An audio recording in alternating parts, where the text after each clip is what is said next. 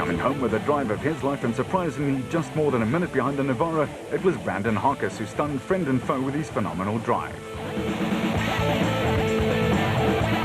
The Motorride team were ecstatic with a great showing from the new man in the team, and it was made even sweeter in view of the fact that he was in a single-seater. Vehicle and asset finance from ABSA, going the extra mile to get you financed. Going off the beaten track to find solutions.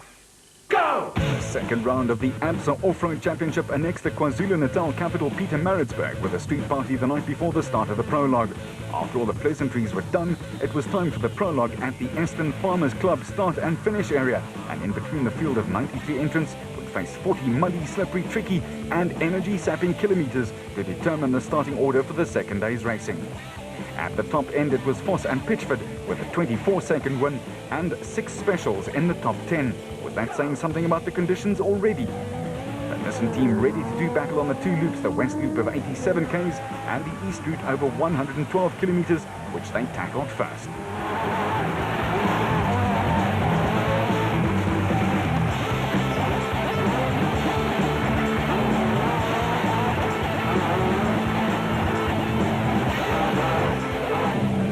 And Jordan were going out hard in second.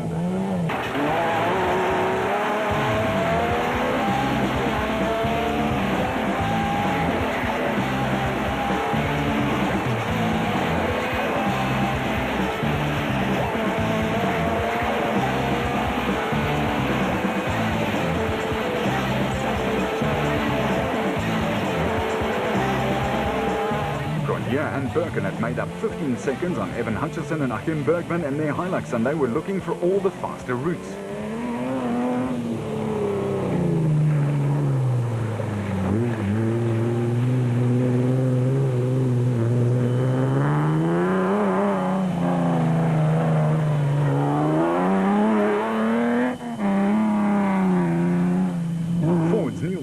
Driving better than what he did on time trial day was setting the pace at the front with sterling work from Nav Kenny Scholthammer. They were on the charge from their 10th place overnight. However, no one was giving anything away.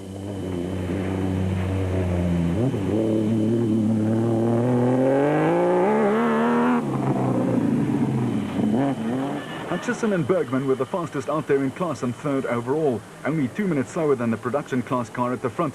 The diminutive Evan is a man with a big heart.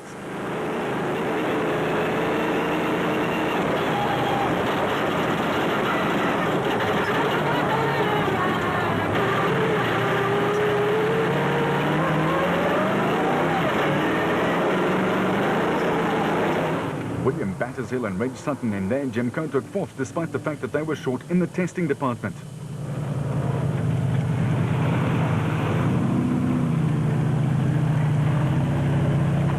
While Colin Matthews and Yanni Erasmus were limping along,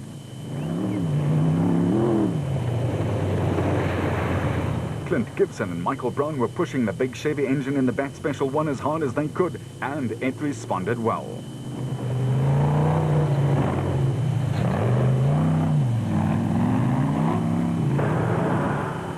Schroeder and co-driver Jack Peckham had the bit between their teeth and were no less than 10 minutes ahead in Class E. That Ranger sounded like $1 million.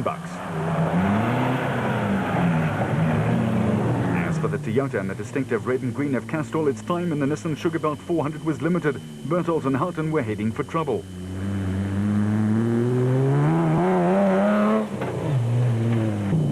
Rapsa team, Nardis Alberts and Colin Hunter were up into the top 10 with a sterling drive in their bat after nailing down the 8th fastest time in the prologue too.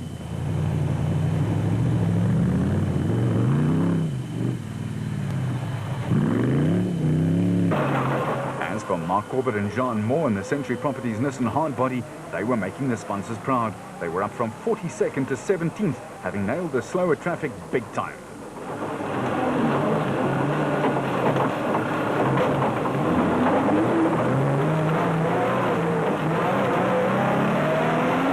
At the finish of the first loop, Foss was back home first, and he was leading Woolridge and Scholthammer by 3.5 minutes. A decent lead for sure.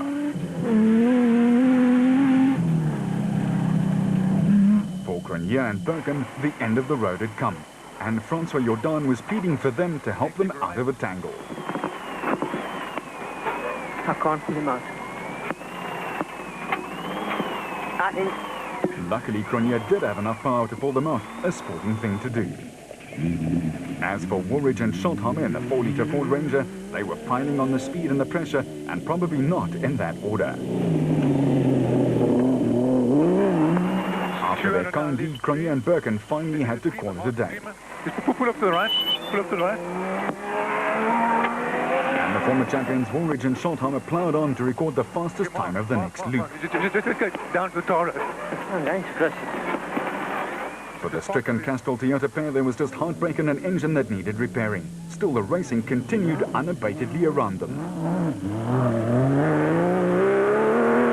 For Hutchison and Bergman, their bat special was at the other end of the spectrum, going well and asking for more. They were to ride themselves into 4th place and 2nd in class. Battershill and Sutton, while they were steadily going along, taking no prisoners, their Jimco didn't miss a beat.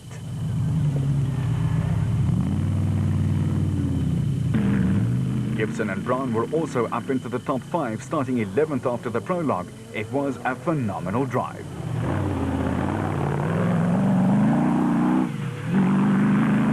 Schroeder and Peckham were making Ford fans' hearts beat custard as they sped along, and one of the most laid-back men out there was having a ball behind the wheel.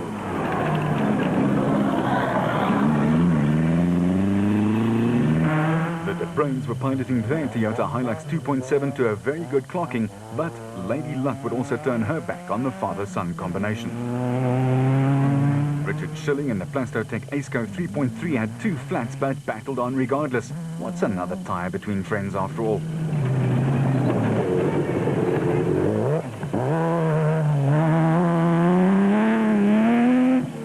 As the day wore on though, it was getting hotter and therefore dustier, and it was taking its toll. By now, more than 25% of the field had fallen by the wayside. Bevan Bertot was still in there, boots and all, as he always is.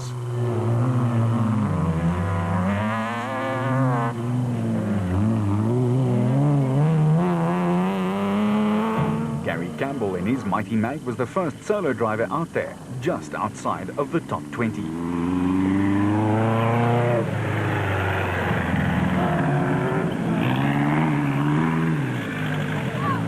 At the designated service point, and for the Ford squad Shamir Wariawa, the end of the road too. A stone went through the radiator, the warning light stayed off, the motor blew, and they were out. No, that's when the windscreen broke.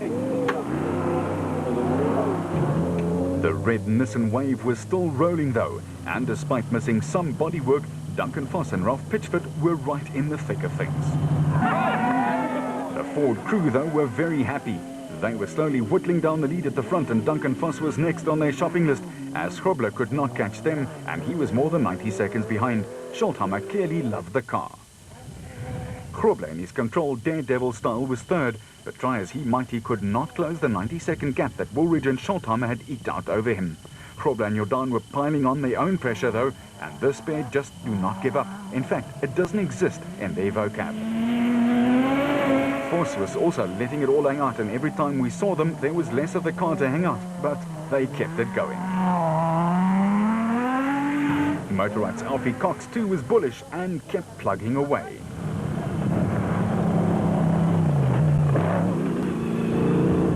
Will Battershill had a solid showing, upsetting some of the more fancied big names.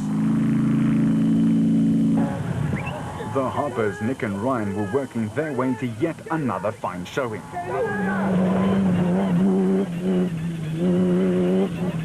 And Clint Gibson's absolute back was indeed just that.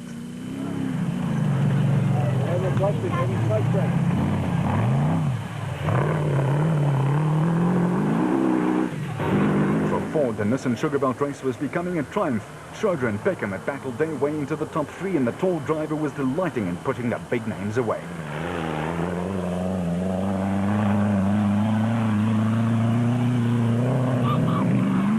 Marsh was still being cautious, and his approach also paid off.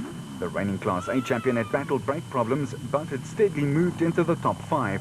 A superb show of patience. Alberts and Hunter in their Rapsa bat had gone from 5th to 6th in class, losing out to Marsh in the process.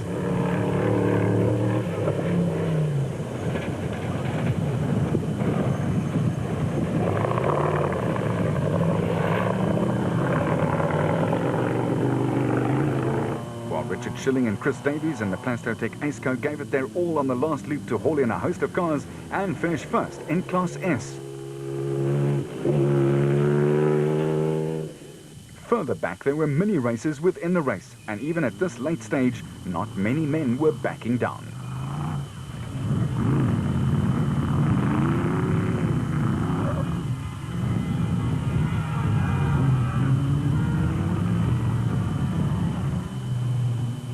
Bertolt, known as a wild man at times, contained himself and brought the Castrol Toyota Hilux home in a fine third place in class and only 9 minutes off third place in the production vehicle category. The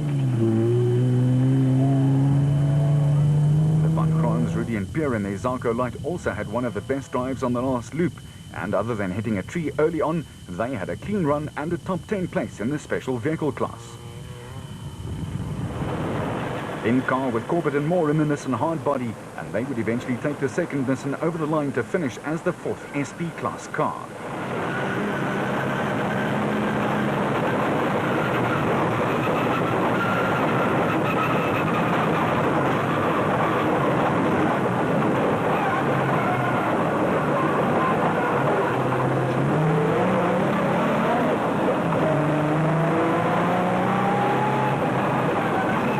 Jan and Hendrik Kroy quietly took their bat through its paces and into 10th place in category and a class win for the B cars.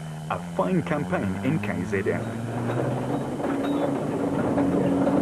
The Michaels, Cliff and Louis kept plugging away to clinch the Class D win in 8 hours and 28 minutes.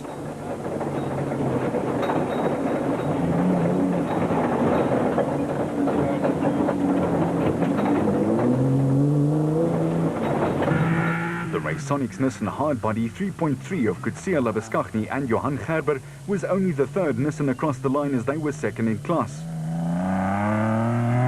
While the Moffats, Mark and Stewart's Bosel Toyota was only the second of the Japanese manufacturer's stable to cross the finish line.